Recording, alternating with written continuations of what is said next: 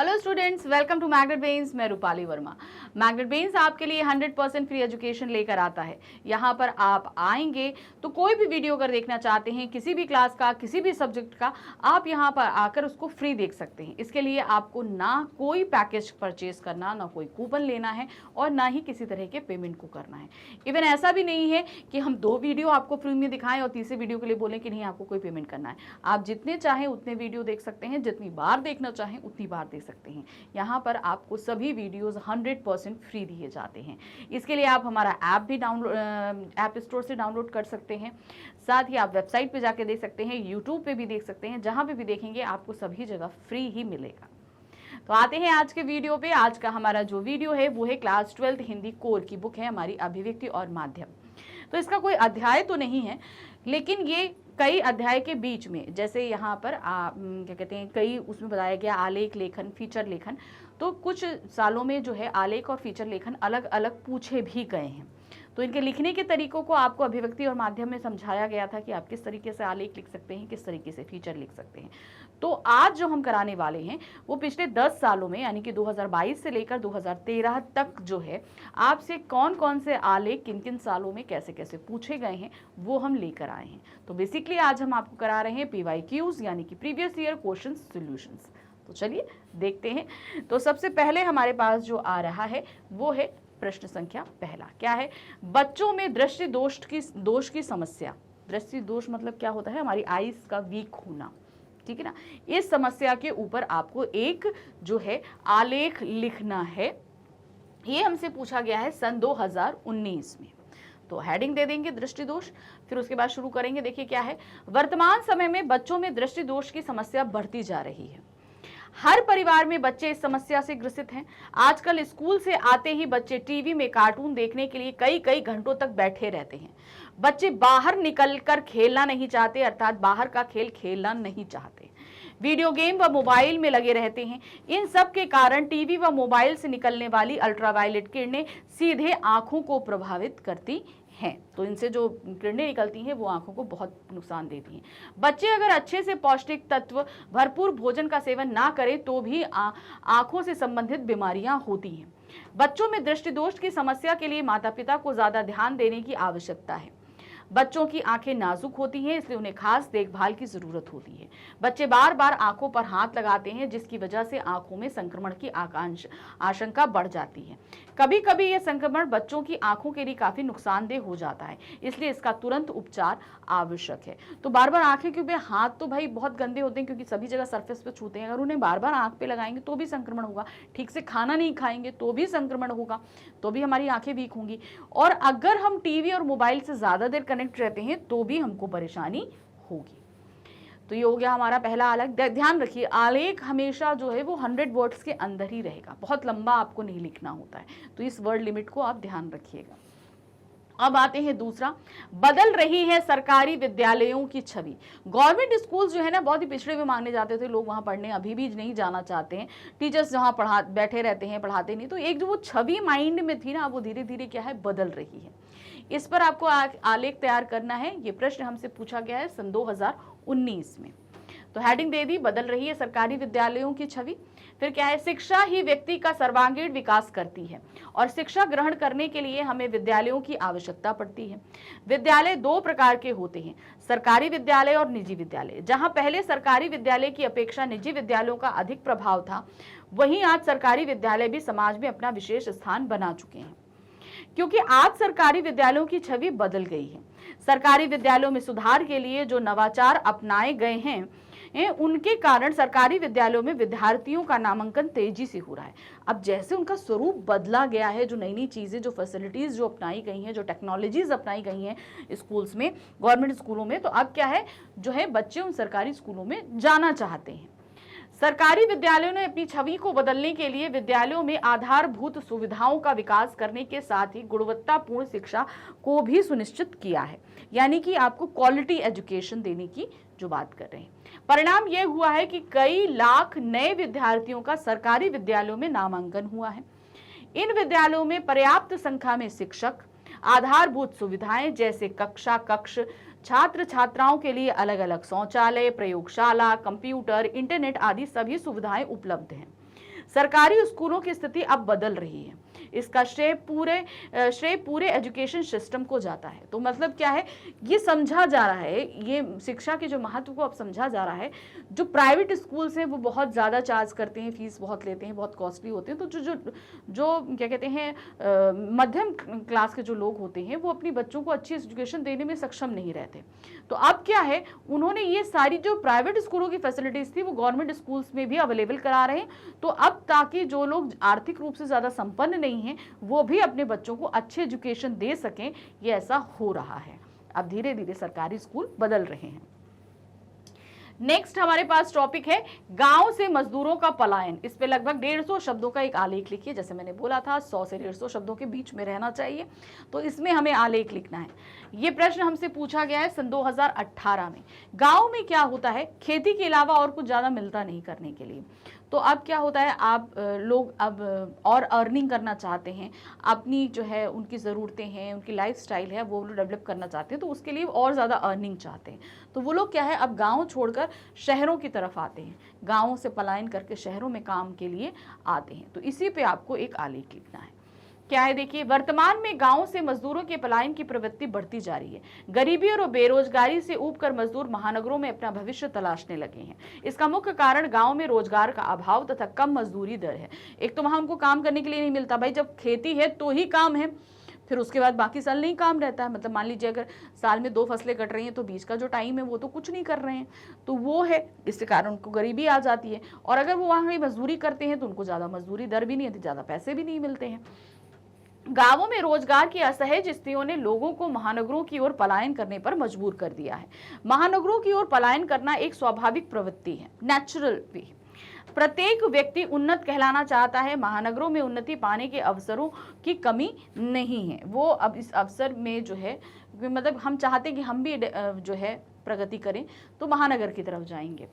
यहाँ पढ़ाई, नौकरी, अच्छी मजदूरी दर, विकास एवं मनोरंजन के अनेक साधन और अवसर हैं, जिनका लाभ उठाकर व्यक्ति न केवल अपनी आर्थिक उन्नति कर सकता है, वरन व्यक्तित्व का विकास भी कर सकता है। अतः अवसर मिलते ही गांव के मजदूर महानगरों की ओर चल पड़ते हैं। गांव में असुविधा तथा सही मजदूरी ना मिलने के कारण लोग महानगरों की ओर पलायन कर रहे हैं। परंतु महानगरों की बढ़ती हुई आबादी के कारण उन्हें महानगरों में अनेक समस्याओं का सामना करना पड़ता है। भाई देखिए, कोई शहर है, उसकी अपनी एक कैपेसिटी है, यहाँ के लोगों को वो उतनी ही सुविधाएं और सब कुछ दे सकता है। लेकिन जब यहाँ लोग बढ़ेंगे तो सुविधाएं कम होने लगेंगी, ठीक है, संसाधन कम होने लगेंगे। तो क्या होगा, जो लोग आएंगे उन्हें ज़्यादा फेस करना पड़ेगा, क्योंकि वो अभी अभी यहाँ आए हैं, और जो पहले रह रहे थे उनको भी थोड़ी प्रॉब्लम शुरू हो जाती हैं। गांव से मजदूरों का पलायन रोकने के लिए गांव में रोजगार की विस्तृत कार्यक्रमों को लागू करना जरूरी है। गांवों में कृषि से अलग रोजगार पैदा करने की जरूरत है। सिर्फ कृषि नहीं, उसके अलावा भी आप कुछ और रोजगार पैदा करिए। सरकार ने इसको कदम बढ़ाया है।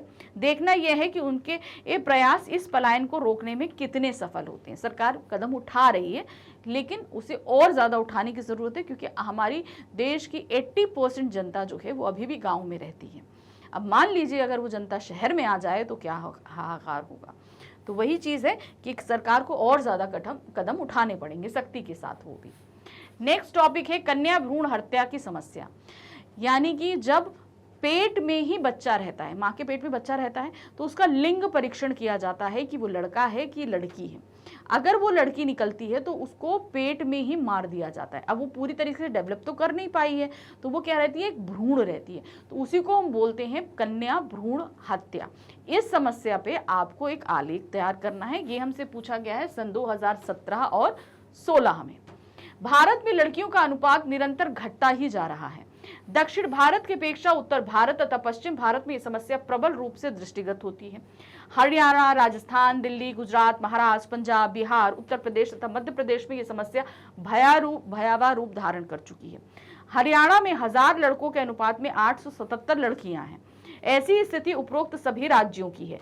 दक्षिण भारतीय राज्यों जैसे केरल, कर्नाटक आदि में लड़के लड़कियों के अनुपात में अधिक अंतर नहीं है। मतलब साउथ की स्थिति ज़्यादा अच्छी है। इवन अगर हम नॉर्थ साइड में आए या पश्चिम साइड में जाएं तो बहुत ही मतलब ऐसा देखने को मिल रहा है कि ये अनुपात बहुत तेजी से जो है अप डाउन हो रहा है। वस्तुतः दहेज प्रथा के कारण उनके निर्धन माता पिता कन्या भ्रूण हत्या का घृणित कृत्य करते हैं। तो अब ये कृत्य किया क्यों जाता है? हमारे समाज में एक और कुप्रथा है, वो है दहेज प्रथा। तो जो लोग आर्थिक रूप से संपन्न नहीं होते ना, वो कहते हैं लड़की पैदा होगी, बड़े करके शादी करनी पड़ेगी, तो हम इतना पैसा कहाँ से लाएंगे? तो वो कहते हैं कि लड़की पैदा ही ना हो, इसलिए उसे गर्भ में ही मार देते हैं। पिछले अनेक वर्षों में हजारों डॉक्टर कन्या भ्रूण हत्या के जघन्य कार्य द्वारा लाखों रुपए महीना कमा रहे हैं। कन्या भ्रूण हत्या करना अपराध है। दिल्ली, गुजरात, महाराष्ट्र में कुछ समय पूर्व अनेक डॉक्टरों को इस अपराध के लिए जेल भेजा गया है, परंतु जो कानून बनाने वाले ही कानून का उल्लंघन करते हैं, तो चिकित्सक पाप की सरिता में स्नान क्यों ना करें? तो मतलब डॉक्टर्स को भेजा जाता है, लेकिन जो हम कानून बना रहे हैं, जो लोग अगर वही अपने बच्चों का इस तरीके से हत्या करने लगेंगे, तो फिर ये डॉक्टर क्यों ना करें? कई राज्यों में लाखों युवकों को कन्या ना मिलने के कारण अविवाहित रहना पड़ता है। इस कारण बलात्कार जैसी घटनाओं में वृद्धि हुई है। जब शादी नहीं होगी तो इस तरीके से जो है रेशियो है बलात्कार का, वो बढ़ेगा। अभिनेता आमिर खान ने सत्यमेव जयते में कन्या भ्रूण हत्या का पर कार्यक्रम प्रदर्शित कर सामाजिक चेतना जागृत की थी, परंतु अब भी लाखों निर्दोष कन्याओं की हत्या हो रही है। वास्तव में कन्या भ्रूण हत्या के दोषी को कड़ी सजा मिलनी चाहिए तथा दहेज प्रथा पर पूर्ण प्रतिबंध लगाना चाहिए, तभी इस विकराल समस्या को नियंत्रित किया जा सकता है। तो ये समस्या ऐसी है कि इसको नियंत्रित करने के लिए भाई, अगर आप चाहते कन्या भ्रूण हत्या ना हो, तो पहले दहेज प्रथा पर रोक लगानी चाहिए। नेक्स्ट आते हैं नंबर 5 पे, दलितों पर अत्याचार विषय पर एक आलेख लिखिए। दलित जो हैं, जो हमारे क्या कहते हैं निम्न जाति के लोग हैं, उनके ऊपर जो अत्याचार बहुत समय से होता आ रहा है। अभी प्रेजेंट टाइम में हम देखें तो ये दलित और ये उच्च वर्ग के बीच थोड़ा डिफरेंस कम हुआ है, लेकिन अभी भी बहुत जगह पे ऐसे अत्याचार होते हैं। तो इस पे आपको एक आलेख तैयार करना है। ये हमसे पूछा गया है सन 2016 में।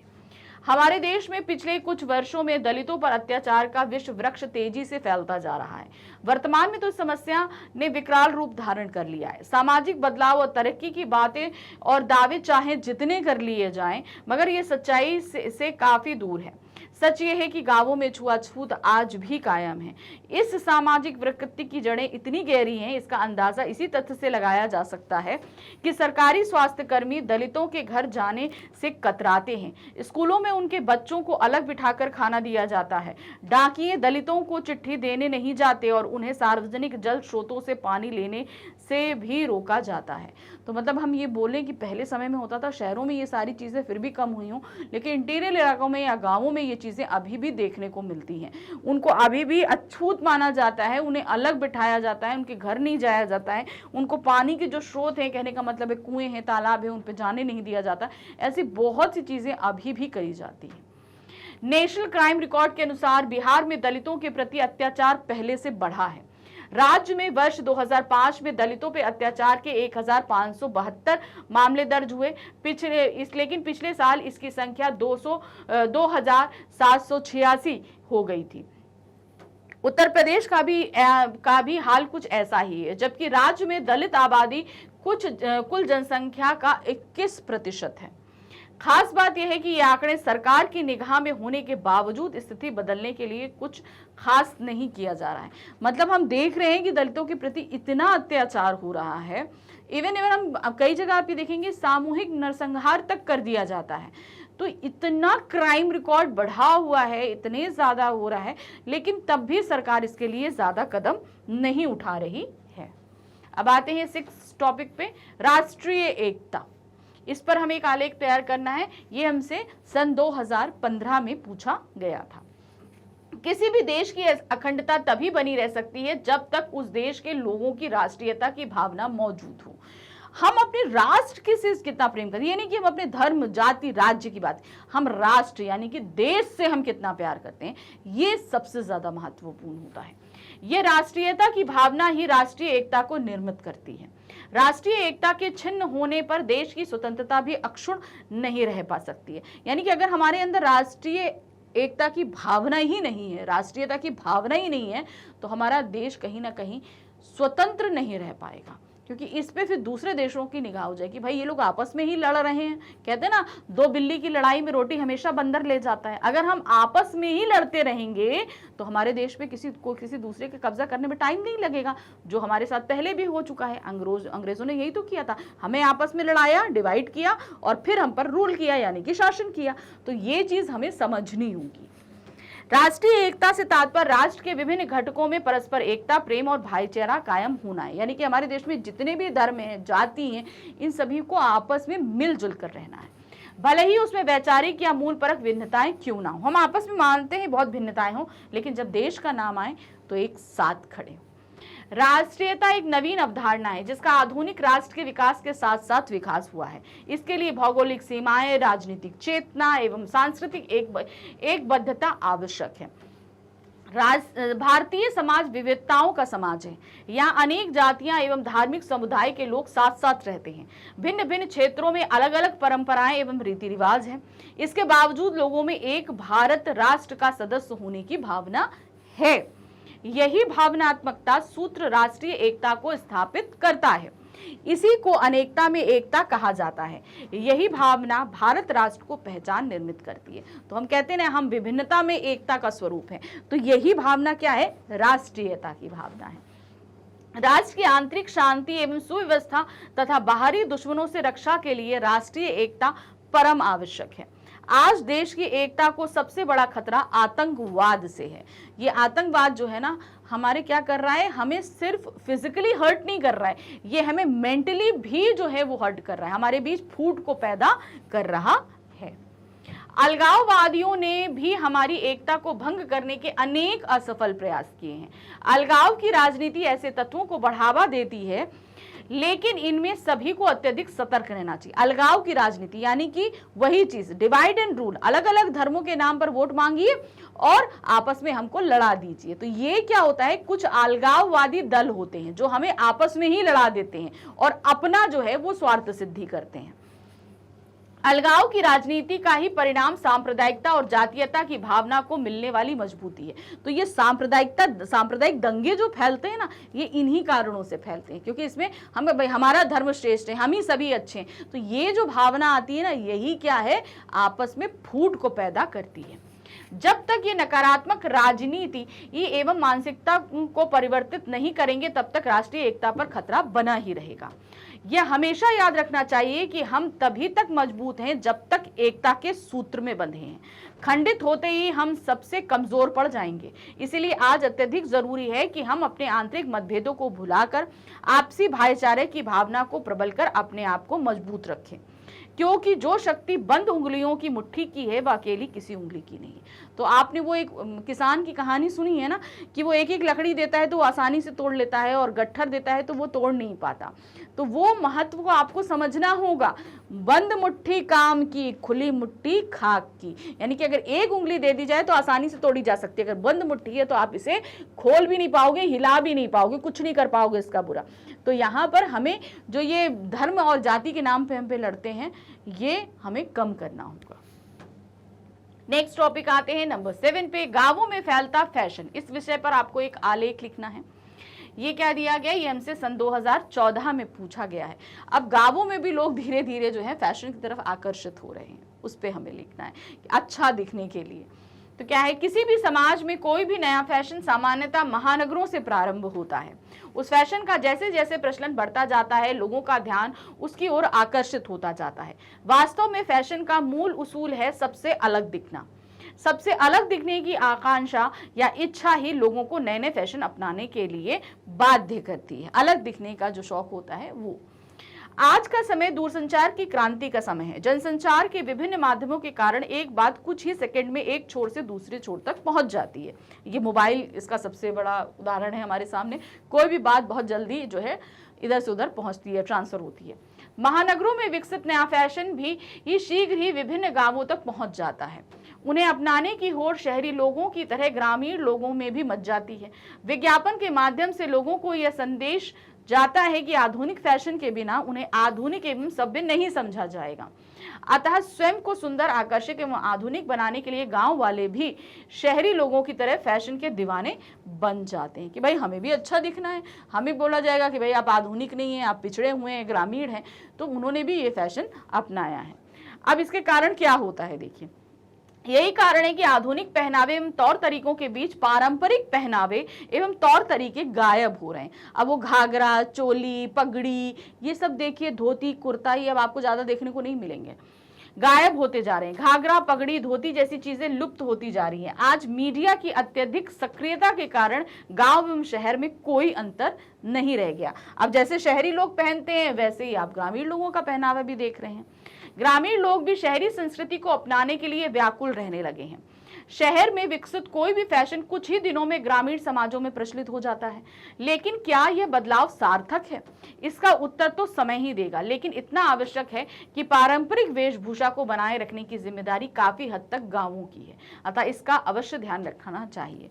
तो अब ये हम जो यहाँ पर ये लाइन दी गई है ना, गांवों की है जिम्मेदारी, भाई गांव हम भी कहीं ना कहीं से कनेक्टेड हैं, तो हमारा जो पारंपरिक परिधान है हम उसे मानिए कि डेली रूटीन में नहीं पहन सकते, लेकिन अपने फैमिली फंक्शंस में है, हमारे यहाँ तीज त्योहार है, पूजा है, कथा है, फंक्शंस है, इनमें तो हम अपने पारंपरिक परिधानों को पहन ही सकते हैं ना। तो इससे हमारा जो पारंपरिक पहनावा है वो कहीं ना कहीं बदलाव, जो कहीं लुप्त ना हो जाए, वो बना रहेगा। तो ये जिम्मेदारी सिर्फ गाँवों की नहीं, आज की युवा पीढ़ी और सभी की है। हम ये नहीं बोल रहे युवा पीढ़ी इसको पहने, भाई जब तक हम लोग नहीं पहनेंगे, बड़े बुजुर्ग नहीं पहनेंगे, तब तक युवा पीढ़ी भी नहीं पहनेगी। तो ये सभी को समझने की अभी जरूरत है। नेक्स्ट है क्वेश्चन नंबर 8, हताशा में आशा की किरण युवा विषय पर एक आलेख लिखिए। हम जब निराश हो जाते हैं तो उसमें भी हमें आशा की किरण बनाई रखनी चाहिए। ये आज के युवा के लिए जो बात कही गई, ये हमसे पूछा गया है सन 2014 में। देखिए क्या है, वर्तमान समाज अन्याय, असमानता, ईर्ष्या, जाति भेद, वर्ग भेद, वर्ण भेद, सांप्रदायिकता, भ्रष्टाचार, नारी के विरुद्ध हिंसा आदि अनेक बुराइयों से ग्रस्त है।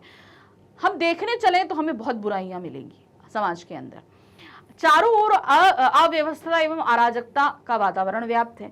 समाज में शिक्षा एवं रोजगार संबंधी इतनी विषम समस्याएं मौजूद हैं कि चारों ओर निराशा का वातावरण दिखाई ही देता है। लोग अपने जीवन में भविष्य को लेकर आशंकित हैं। समाज में भ्रष्टाचार, अशिक्षा, निर्धनता, असमानता, शोषण, सांप्रदायिकता आदि अनेक ऐसी चुनौतियां हैं, उपस्थित हैं, जिनका सक्षम तरीके से मुकाबला किए बिना एक स्वस्थ नव समाज की रचना संभव नहीं है। अगर हम देखें तो बहुत सारी समस्याएं हैं समाज में। अगर हम चाहते हैं एक नए समाज की करना, तो इन सब का निवारण पहले जरूरी है। इस नव निर्माण की जिम्मेदारी सिर्फ युवा वर्ग ही उठा सकता है। सामाजिक मूल्यों को बनाए रखना तथा समाज में सकारात्मक दृष्टिकोण उत्पन्न करना युवा वर्ग द्वारा ही संभव है। शिक्षित युवा वर्ग ही संकीर्ण मानसिकता से ऊपर उठकर समाज को एक ऐसी दिशा प्रदान कर सकता है जो सभी वर्गों के लिए राहत पहुंचाने वाली हो। समाज नवनिर्माण के कार्य में साहस एवं त्याग की आवश्यकता होगी। मतलब हमें पेशेंस रखना है, बहुत सी चीजें हमें कुर्बान करनी पड़ेंगी, वो करना है। तो इन सारी बुराइयों को हटाकर जिस हम नए समाज का निर्माण करना चाह रहे हैं ना, उसमें खुद में हमें पहले बदलाव करने पड़ेंगे। पग पग पर भूले होने की आशंका मौजूद रहेगी, अतः युवा वर्ग को साहसी, त्याग के लिए तैयार, विवेकशील, धैर्यशाली एवं दूरदृष्टा होना होगा। यानी कि हमें दूर की सोचनी होगी, अपने अंदर पेशेंस रखना होगा, हर एक पद को हमें बहुत संभल के रखना होगा, सारी चीजें हमें लेनी होंगी, तभी ये सारे काम हो सकते हैं। यदि अपने लक्ष्य पर अपनी नजरें जमाकर युवा वर्ग ने अपनी समुचित कर्तव्यों को निभाया तो दुनिया की कोई भी शक्ति समाज के नवनिर्माण को नहीं रोक सकती। वर्तमान समय में व्याप्त हताशा के माहौल में वही एकमात्र आशा की किरण है, कि मतलब एक वही किरण है जो हमको आगे बढ़ा सकती है, वो है युवा वर्ग। अब आते हैं नेक्स्ट, हमारे पास में टॉपिक है क्वेश्चन नंबर 9 में, बढ़ती महंगाई का रसोई पर प्रभाव। देखिए महंगाई बढ़ेगी तो सबसे पहला असर रसोई पे ही पड़ता है, क्योंकि भाई गैस हो, खाने का सामान हो, कुछ भी हो, भाई खाना जो है वो बहुत ज़्यादा असर पड़ता है उस पर। तो वही आपको इस पे एक आलेख तैयार करना है। ये प्रश्न हमसे पूछा गया है सन 2013 में। पिछले अनेक वर्षों से महंगाई सुरसा के मुंह की तरह बढ़ती जा रही है। अब सुरसा एक राक्षसी थी। जब हनुमान जी जो है क्या कहते हैं, लंका के तरफ जा रहे थे समुद्र लांघ के, तो ये राक्षसी मुंह फैलाकर खड़ी हो गई। अब हनुमान जी कहें कि तुम हमें रास्ता दे दो, तो वो हनुमान रास्ता ना दे। वो जितना मुंह, हनुमान जी अपना रूप बड़ा करें, वो अपना मुंह बड़ा करे। मतलब वो जितना बड़ा कर रहे थे अपना शरीर, वो अपना मुंह उतना ही बड़ा करती जा रही थी। इसीलिए सुरसा का मुंह मतलब ऐसा कि बड़ा होता ही जाए, उसका कोई अंत नहीं है। महंगाई का मध्यम वर्ग और निम्न वर्ग के लोगों पर अत्यंत घातक प्रभाव पड़ा है। निम्न एवं मध्यम वर्ग के लोग महंगी सब्जियां नहीं खरीद पाते। इनके भोजन में पौष्टिक तत्वों का अभाव बढ़ता चला जाता है। वे परिवार की आवश्यकता के अनुसार फल, घी, दूध, दालें आदि नहीं खरीद पाते हैं। आजकल रिफाइंड तेल 100 रुपए लीटर से अधिक मूल्य का मिलता है, जबकि सब्जियां 50 से 60 रुपए किलो मिलती हैं। आलू जैसी सामान्य सब्जी भी 25 रुपए किलो मिलती है। तो देखिए यहाँ पर जो है ऐसी जो बेसिक चीजें हैं वही कितनी महंगी मिल रही हैं। अधिकांश दालें 80 से 100 रुपए किलो तक बिकने लगी हैं। बाजार में पनीर 200 रुपए किलो मिलता है। मसाले भी बहुत महंगे हो चुके हैं। गरम मसाला तो 450 रुपए किलो मिलता है।